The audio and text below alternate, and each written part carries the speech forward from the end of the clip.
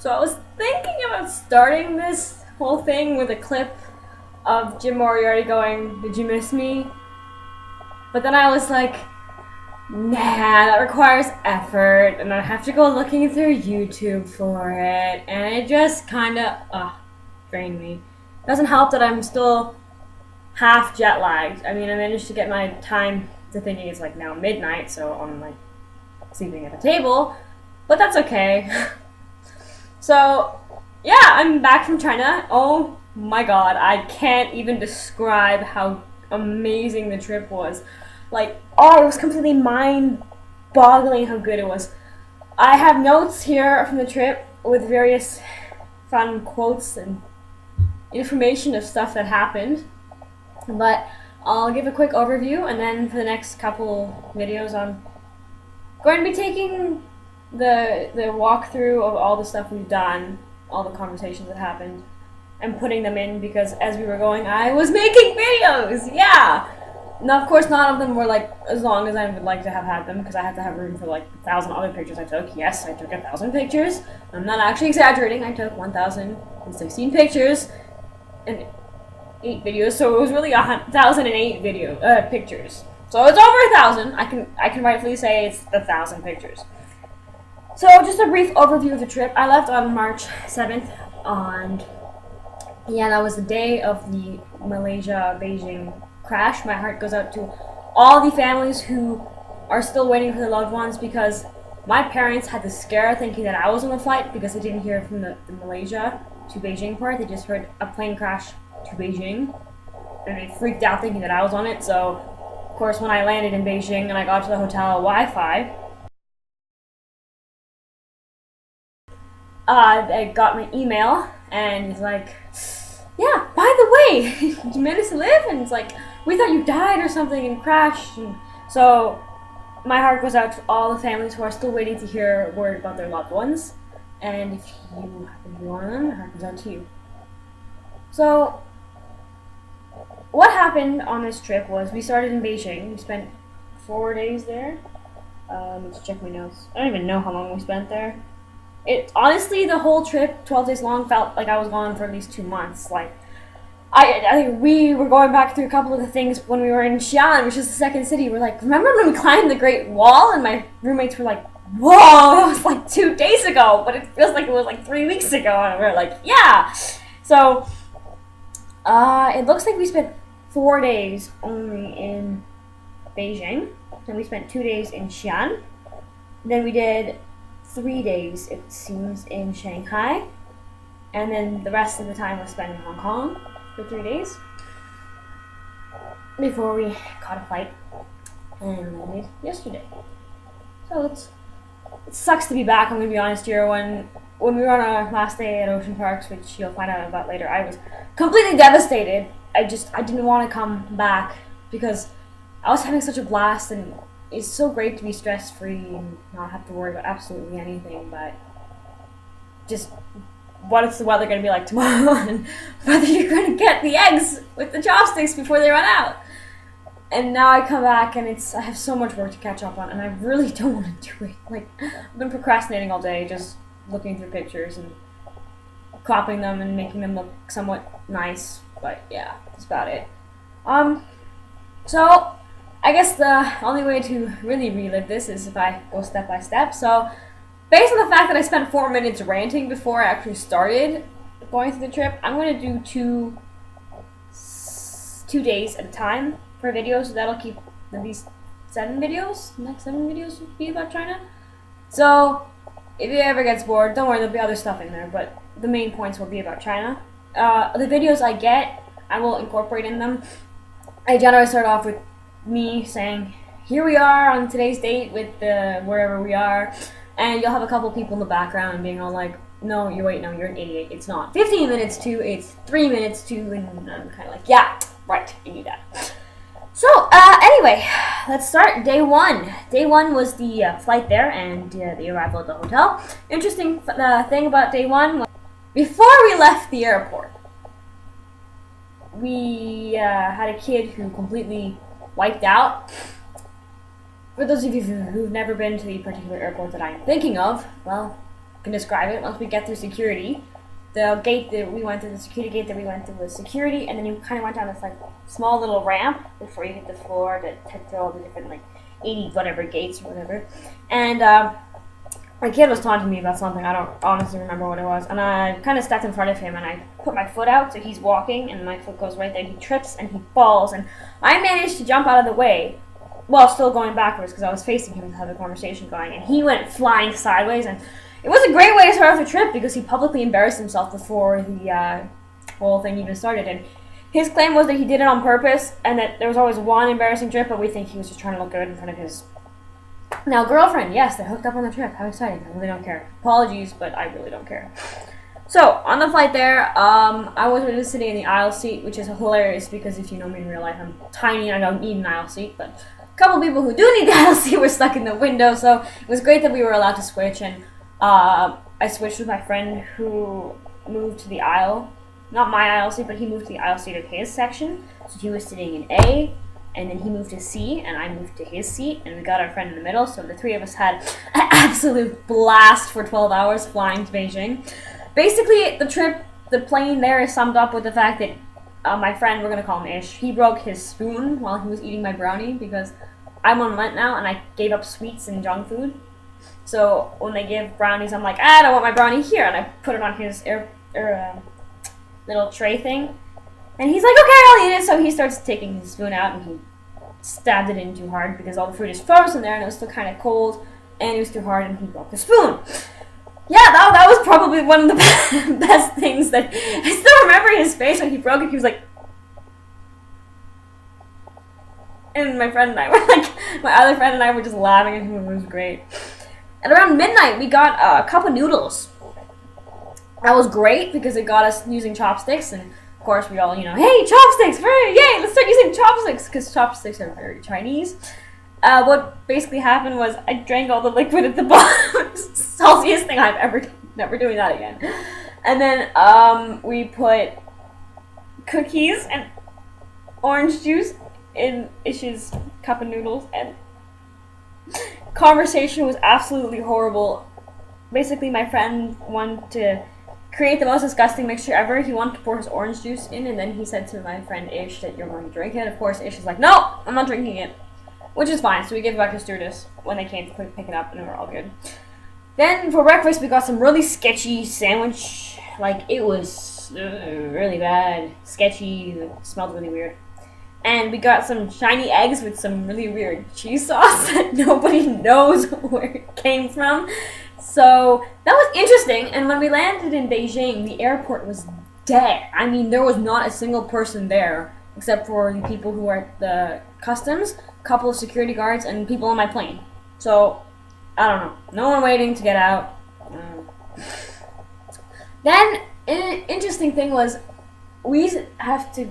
I don't know how Beijing was thinking or something, but the terminal we landed in got to customs, but I guess Beijing puts their luggage in a different terminal or something because we have to take a monorail to get from the terminal where we landed to pick up our luggage. And what was so cool about it was because the airport near me, my kind of like city airport, whatever, is international city airport, is absolutely horrible at baggage. Like you can wait up to an hour for like the luggage to actually start coming out of the plane. So when we landed in Beijing, it was like, wow, how is our luggage already here? Because we went through customs, so we didn't exactly like run to try and make it. We missed one train because there wasn't enough room. Then everyone wanted to get on the next one, so we missed that train again. So we missed 2 trains, and by the time we got to our conveyor belt, there were like 6 or 7 pieces of luggage that weren't belonging to our group, but they were still there, and it was pretty empty. So that was pretty interesting.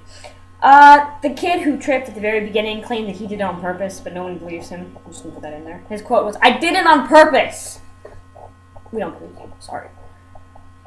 My big thing was I was marveling at the fact that they had such fast luggage distribution. And we met our tour guide. Simon. Honestly, he instantly bonded with our group. We all love him, and I'll go into more detail about him later as the trip goes on, but we left him in Shanghai because he needs a visa to get back into China after Hong Kong, and the faces were absolutely devastated in Shanghai when we had to leave him. Like, I felt like it just hurt me. Interestingly enough, I have said that enough. But cool thing in Beijing is the way to get down, instead of using normal escalator, they have movators. They get you from like the top to the bottom. They also have escalators too, but they have like a slant of movator, and we were all excitedly going down them. We're like, yay guys, we're on a movator in Beijing, and it was still the first night, so we were all kind of wary around each other, and I didn't really have any like close friends on there, so I was kind of like, be polite, I can't be like my usual self. But so I was like on my polite game, which was pretty good, and yeah, and one of the kids, as we're walking from the airport doors to our bus, was the quote of the day. He landed himself the quote of the day. It is, I love the smell of smog at night. Yeah. You would think that, it would smell smoggy, and the first few days, it honestly didn't feel like we were in China because the air was kind of clean. But when I came back to Canada and I got out of the car and I really breathed in the Canadian air, I was like, yeah, that Asian air was totally smoggy. So, holy crap, this is like 11 minutes of me ranting yet. I haven't even gotten to the good stuff. We did a panorama at the restaurant where we ate at, which became our thing, and I have a panorama at every restaurant, and it was usually me taking them because I was the only one who could take them. Whatever. We ended up in the Tangram Hotel in Beijing, room 233. Maybe I can tweet a picture, I don't know. Afterwards, we went to 7-Eleven, and we cleared out the water shelf completely because we were told we have to buy water, so I bought like 4 liters of water and 1.5 liters of water, and I was just filling up the smaller water bottle every day. Cool thing was, the kid got more money than he was supposed to back. He didn't complain about it, of course, but he did tell us, and he was like, oh, guys, I got more money than I was supposed to back. And my friend, who is actually Chinese, she's like, don't worry about it, them Asians know their math. She was my roommate, one of my 2 roommates. We were 3 of 5 girls. We made up 60% of the girls on the trip. And I'm not counting the female teacher, which made it 6, so we were about half. And then my roommate, who we call Jess, she did some completely retarded dancing on our way back to the hotel from 7-Eleven. It was like really weird, but I didn't get it on film, unfortunately. So our second day, we had quite a busy day. We started with the Summer Palace, Art Zone 798, and Dr. T, which is a tea house. We took a group picture on the bus to say, here we are, bright-eyed and bushy-tailed, and Simon was really great about updating the tour diary that we had, so no one's really complaining about that. So we went to the Summer Palace, we walked around, we saw the sights, we saw the pavilion, we saw the beautiful architecture, we saw the temple on top of the hill, and there were a couple people ribbon dancing in the park. Someone got a bit of me on video, but I did do some ribbon dancing. It's funny because I was one of the smaller ones who was doing it, and to keep it up, I had to keep my arm like way above my head, so I was like, I don't know what I'm doing. So yeah, sorry, I have to stretch. I'm so tired. 6:30. It feels like midnight, but it's okay. A couple of guys decided to start taking pictures of any baby they could find, and then that eventually migrated into old Asians, baby Asians, and fat Asians, and just generally cute Asians. So we're all exchanging pictures right now on the Facebook group we've got. And one of the comments was, if any of you need pictures of Asians, fat, old, or cute, we've got them. And I'm like, yeah, no, sorry. Then afterwards, we went to the pearl shop where we bought pearls and pearl cream, learned how to identify the difference between a fake and a real pearl, which was really cool. And the pearl cream was the actual pearls stuff, and you can put it on. And we were all saying, oh, our skin feels so soft, and we were all stroking each other's hands like this, like for the next 4 hours or whatever. And we're all like, oh, your hands are so soft, how did you do it? All that kind of thing. And we went to Art Zone 798, sorry. We had lunch in between, and my roommates and I were like, yeah, we're not particularly fond of art, let's find a cafe and sit down. So we wandered around for a bit. I have to say, I'm not really a fan of art, but it was really cool to look at the way some of the paintings were. I mean, there was one that was a cookie cutter shape against the wall. I'll never forget it, mostly because I didn't fit the actual shape. And it was showing how women and men are exactly they're expected to be cookie cutters, and if you don't fit, that's pretty cool. That's the way I interpreted it. I don't know if that's actually supposed to be, don't hate on me if you've seen this piece, but yeah, that's how I interpreted it. So the three of us found a cafe, we sat down, we ordered some cakes and drinks, we're all just chilling, and we're talking about this kid in our group, and we started talking, and and Jess goes, "Come hither!" And she says the name of the guy, and he's literally walking down the street as she says that. And well, I don't know, we just three of us found this hilarious because he was right there across the street from us. If we were here, right here, he was walking down the street right across from us, like right here. And we're like, oh my god, it worked! It was like,